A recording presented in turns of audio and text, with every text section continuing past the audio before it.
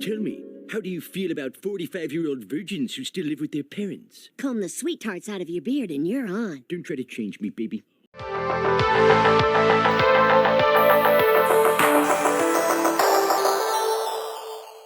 Hello, everyone. Welcome back to Classic Comics. The last few weeks have seen a lot of strife on social media in the wake of that video that leaked online of comic shop owner Glenn O'Leary complaining about the current creators in comics and their tendency to write themselves into their books and promote their views and opinions in their comic stories. Predictably, this led to comic pros attacking him, but this got blowback online pretty quick, with Mark Millar in particular coming to his defense, and subsequently it seems like the tables have finally turned on SJW comic pros, or cancel pigs as Mark Millar calls them. The canceling of O'Leary seemed to die down pretty quickly, and while the cancel pigs have since turned their sights on Mark Millar, they don't seem to be having much success in canceling him. I say all this to preface this tweet that I saw, which was posted by Mark Millar, in which a former DC editor, Valerie D'Orazio, talks about how there are a significant number of people in the comic book industry who want the direct comic market to die and have been wanting it for many years. So let's just take a look at this. The goal of a number of comics industry media professionals has been for a while to see the direct market finally collapse, making bookstores and libraries the main places to carry comic book material. They want this to take place for several reasons. 1. From a business perspective, it is much more likely for bookstores and libraries to purchase and support the specific material they produce, and the drive for numbers and profits aren't so much of an immediate issue with the direct market space. Rather, the graphic novels and such are treated more like rarefied entities in the book space, or like beautiful ideas that just exist on their own merit and are buoyed by PR. And then, of course, there's the hope that the rights get purchased for TV and movies, etc., which these days is largely the direct goal of an increasing number of comic creators. Comics as literally glorified storyboard pitch proposals, rather than an entity that exists in its own merit as a comic book for an audience to be cultivated. Number 2, there is a class bias against direct market comic book stores in favor of the more dignified bookstore and library scenario. This reflects a long-standing embarrassment on the part of some comic industry professionals and scholars regarding ye local comic shops, which they often, mostly in private, cast as being run and patronized by low-class, uncouth proletariat barbarians. The comic book guy from The Simpsons is often invoked. Someone has mixed an Amazing Spider-Man in with the Peter Parker the Spectacular Spider-Man series. This will not stand. Part of the reason they feel this way is their own insecurities. Because, of course, they are the cool comic fans. They're not, gasp, nerds themselves. And another one of the reasons they feel this way is because they are, to a degree, snobs. But because, of course, they can't be snobs because they're so egalitarian and so enlightened, they will often, especially in public, cast these great unwashed comic reading masses as mostly woman-hating, close-minded Trump supporters. Attention, comic book aficionados! This man is not one of us. He has a girlfriend. Trump, by the way, was one of the best things that ever happened to this comics elite. He was their Ozymandias giant squid. I don't have a horse to run in this whole debate. I have nothing to sell you, no comics, no pitches, not anymore.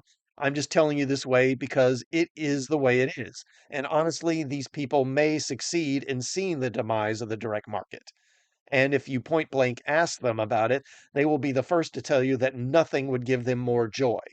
Even though the heart of what made this comic book lore canon mythology so rich and vast in the 70s and 80s was linked with the fan comic book shop matrix, a place where fans shared ideas, met other fans in person, and then took that energy and magic to the conventions. And the local comic store has been, especially in many small towns and working class areas, the traditional hub for the young people who had an inherent interest in fantasy art and literature to discover these characters for the first time and build little communities of fans of their own. But what do I know? Why even speak? I've only been watching this shit go on, sometimes in the most direct and personal ways possible, talking at length to some of the comic industry peeps themselves for over 20 years. But, I'm not a fancy fan. I'm not an elegant comic fan or pro or what have you. I come from a very working class background. I went to a city college and have spent a great deal of my life since early childhood going to the local comic book store to purchase the adventures of the heroes that shaped my life. So, I'd like to address what she says, particularly about comic shops being the hub of fan communities for many years. That is totally true. Before the internet, there were no websites you could go to find other fans, and there were no clubs you could look up in the phone book. You found other fans at school, among your classmates, or you met them at the local comic shop. And the comic shops didn't just serve as a hub for comic fandom, but also for sci-fi and fantasy books and movies and D&D and other RPGs. And of course, the great unwashed fandom is what allowed this industry to survive since the industry moved away from the newsstands. The thing that really aggravated me in all this was a comment by Jamal Igle, who's worked for both Marvel and DC. He made a comment on O'Leary's complaints to the effect of, showing contempt for the product is showing contempt for the customer. Wow, if there was ever an example of classic Marxist projection, that was it. As if Igle and many others in the current crop of comic pros haven't been displaying open contempt for the customers for years now. And D'Orazio's comments bear that out. There's a lot of them that have contempt for the fans who helped this industry survive for decades after it arguably shouldn't have. And as she says, they may get their way in the near future, as these comic elites have driven most fans away, and the industry has been hollowed out by these parasites. I don't know what else to call them. If they do get their way, it'll be interesting to see how they deal with it, because at that point, the industry won't be employing a lot of them anymore, and they'll have to actually go out and do something else for a living. And they can't count on Hollywood to bail them out either. With the way Hollywood studios are bleeding money, Disney in particular, they'll be cutting down on producing new streaming shows or using AI to generate it. And these clowns will be left wondering what happened.